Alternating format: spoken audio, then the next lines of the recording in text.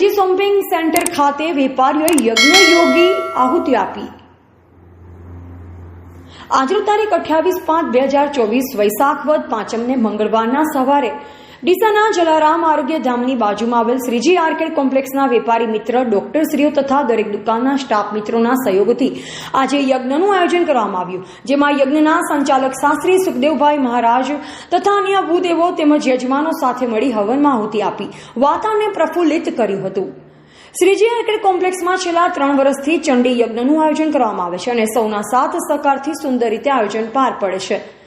યજ્ઞના દિવસે સૌ શોપિંગના મિત્રો ભોજન પ્રસાદ સાથે મળી લેશે। એ જ રીતે આ વર્ષે પણ ભોજન પ્રસાદ વ્યવસ્થાનું આયોજન કર્યું હતું।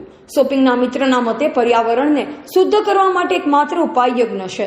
હવન એ પ્રકૃતિથી નજીક રહેવાનું સાધન છે। રોગનાશક ઔષધિઓથી કરેલ હવન રોગ નિવારણ વાતાવરણને પ્રદૂષણથી મુક્ત કરી સ્વસ્થ રહેવામાં સહાયક છે।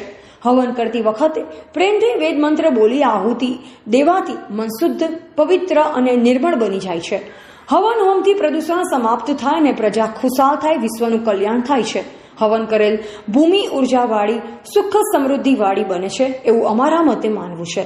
યજ્ઞમાં હાજર રહેલ કમલેશભાઈ હેરુવાલા, ડોક્ટર સી.કે. પટેલ સાહેબ, ડોક્ટર વરુણભાઈ પરમાર તથા કિશોરભાઈ ચૌહાણ, મોન્ટુભાઈ પંચાલ, ભરતભાઈ ગેલોત, મુકેશભાઈ પટેલ, લાલજીભાઈ પટેલ, શંભુભાઈ જોશી, વિષ્ણુ ભારતી બાપજી, ચકુભા, સુરેશભાઈ ઠક્કર, સુરેશ કાકા અખાણી, સંજયભાઈ વકીલ, ભરતભાઈ આઝાદ વકીલ, કમલેશભાઈ મેવાડા, બંસીભાઈ પ્રજાપતિ, પ્રફુલભાઈ, પ્રવીણસિંહ, વિક્રમસિંહ ગોહિલ, મિતેશભાઈ સીએ તેમજ દિનેશભાઈ મોદી વગેરે શ્રીજી આર્કેડ કોમ્પ્લેક્સના તમામ સદસ્યો હાજર રહી યજ્ઞમાં ભાગ લીધેલ।